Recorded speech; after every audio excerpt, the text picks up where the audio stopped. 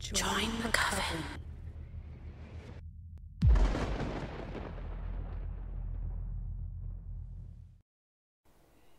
My Crow Speaks to the Cursed. A story written by D.L Schindler.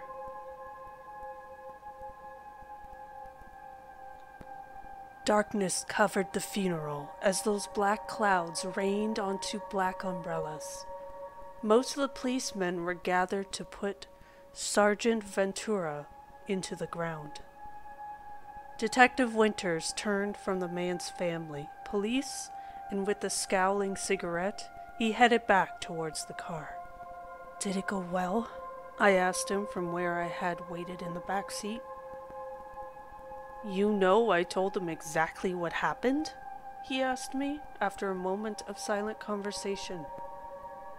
The rain was making a soothing noise on the roof and windshield, repetitive, insistent, and natural. I listened to that, instead of the rest of his monologue about filling out a report and then talking about the report to his superiors, and now telling me the whole story. I looked out the window as he went on, and watched the various policemen and their wives filing away. I noticed only half of them had wives and only one had a male partner. I wasn't sure if he was to be referred to as a wife. Can't be a spouse in this state. And for all that, they just made me write that I had accidentally shot the corpse-shaped booby trap that killed Sergeant Ventura. "You finished?" I asked while he stopped to catch his breath. "Yes, thank you. I feel better," he claimed. He started his car and we drove back to the hotel. "You just gonna stay here with me?" I asked him as I headed past the beds for the bathroom. I intended to have a shower, thinking, I admit I don't get them very often living outdoors. "I wouldn't dream of leaving you. You are the love of my life. I can't sleep when you aren't in that bed over there, in the same room as me. Meals just don't taste as good without you." Detective Winters had an odd tone of voice as he said all of that. I decided to just leave it alone. While I was showering, I realized I was afraid of him. I was harmless compared to him, and I could kill someone to protect something I couldn't even explain. What would he do if I tried to escape? I decided it was best to accept this path. I wanted to make recompense for taking a life. It meant something to me, even if I avoided earthly justice. I shaved off my beard and tied my hair back with my bandana. I looked like a human being. I finally put on the clothes Detective Winters had bought for me at the thrift store. I looked like a decent person.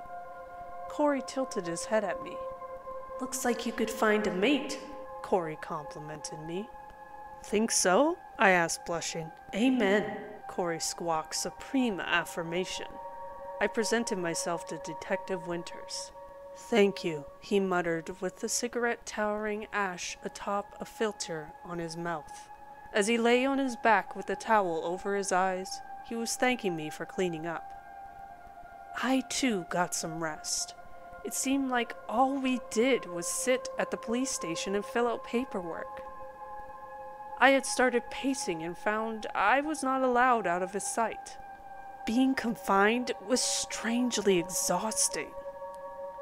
I laid there and started to fall asleep. It was strange sleeping indoors again. It had taken me so many nights in that bed to get used to it. My dreams were of distant times and places. Sometimes I saw Curl and primitive humans in my dreams. Those were strange nights. The hotel window was open, and the sounds of people softly shuffling by or arguing in the distance, or watching an infomercial all night on full volume, drifted in with the cool breeze. The world was outside, and I had learned to sleep in a new place. A strange kind of sleep. The phone rang, and I woke and sat up. Corey was watching me in the darkness. He asked, "What is that?" "It's Detective Winters' phone," I told him. After it stopped ringing, he woke up and got it and called back. He was laying there half asleep. You called? He sounded quiet and spoke slowly. I was asleep. I saw that you just called. I want to talk to you. Are you okay? I miss you. Hello? Someone might be talking to him. He was listening, there in the darkness. Then he looked at the phone, acknowledging that the call was ended. He gently set the phone down and rolled back over. I could only presume he was trying to fall back asleep. Then his phone rang again, and he answered it and asked in a voice I only heard him use there at night. Please, tell me what it is. I want to hear it. And there was a pause as he waited for a response. But it was his boss instead, and after chuckling, he told Detective Winters that he was needed at the scene of a murder. I could hear it. Let's go. He looked over and saw I was awake. We dressed and went to the car. The cool night air greeted us. Corey outstretched his wings, loving the breeze. We got out of the car at those last moments of night, at a hiking trail that led up Grandfather Hill. After crossing Sunberry Creek, I've tasted the legendary sunberries. They aren't meant for human consumption. I wouldn't recommend them. Forensics had a van near the head of the trail. The body was about to get removed. They had waited for Detective Winters. There is the trail they made to get to her. Detective Winters had his last cigarette and lit it with his little Red Riding Hood and Wolf Eyes lighter. He took a death-sucking drag from it and pointed with it while he exhaled unhealthy air. I want us to go the long way. I want to know the rest of her story. I stood quietly and shivered. Corey clicked that there was a path if I turned around. It was a click that meant it was only the first step. There were 3 to 4 to find the path. He'd not tell me there was a series of steps, because crows don't think of numbers in the same pattern as humans. Numbers are magical in their symbolism to crows. Crows can count to a degree, but they will often stop counting if the number matches the same meaning they identify with the bushels they are counting. Thus, the number 3 to a crow is also essentially female, as a symbol. Therefore, when counting a group of females, there would necessarily be 3. Every number had such a meaning. I found a stone, and when I stepped upon it, I knew the path across the roots. It appeared when we got to the top of the hill. It led down to where the creek was. I stopped to get Detective Winters and heard him behind me. I'm following. His voice sounded like he had his eyes on me and couldn't really see the path. Corey kept urging my steps and then told me, "This is where it first found her." Corey hopped down and pointed with his beak. "I think it is like a man. See its funny footstep?" "What happened?" I asked. "How should I know, my lord? You always task me so." Corey flitted up to my shoulder and trembled and whispered into my ear. "Killed her, I'm guessing. What do you think?" I listened then. I had heard the forest once before. I knew this place. It could whisper in that same tone for just a moment. It was almost a glimmer of a feeling, a childish emotion, a very crude and simple feeling, like just one note of a song. I glanced up and smiled. "Corey," I said softly, smiling. He drilled a long series of clicks. That was his most hilarious laugh. "My lord?" Corey wanted to hear what I was thinking. "It is like Beauty and the Beast, this footprint. That is like a man. It is a man. That is like a beast. He wanted her, loved her, followed her, killed her," Corey added. "That wasn't the plan. See how carefully it hid." I pointed where the shafts of sunlight lit each footprint perfectly. Such a thing could not step out of the bounds that were set for it by nature. Each of its movements in the forest were perfectly synchronized, until something on its trail changed. Its movement pattern changed. It was following her, although still very careful as it went. What godless beast saw this woman and looked so intently? Corey sounded interested. I could not guess, while I studied its saddest footsteps. This is where it retreated. I pointed to the path of its egress from the kill site. The sunlight danced through the trees as though the light were floating through the forest. In those strange shadows, I could imagine the rest. Hunched and breathing in the moonlight, it had watched her approach. She had seen its eyes, and perhaps she had screamed, fled, panicked. On instinct, the beast had forgotten its fascination and attacked. Her fragile body stood no chance, and it left her there, and fled this direction. I was walking its path. "I am going to get dogs out here. Wait," Detective Winters called after me. He sensed the terrible danger, and wasn't driven to it as I was. "Must go now," Corey was insisting. My crow was also afraid. "I want to see for myself," I also insisted. I was afraid to, but the quality of my fear was merely a sail to the fears lurking upon my path. I could not turn back and face those darker gazes. They could see into my soul and ignore me, co-signing me to the void. The full moon still stood overhead and shone down in the lightning sky.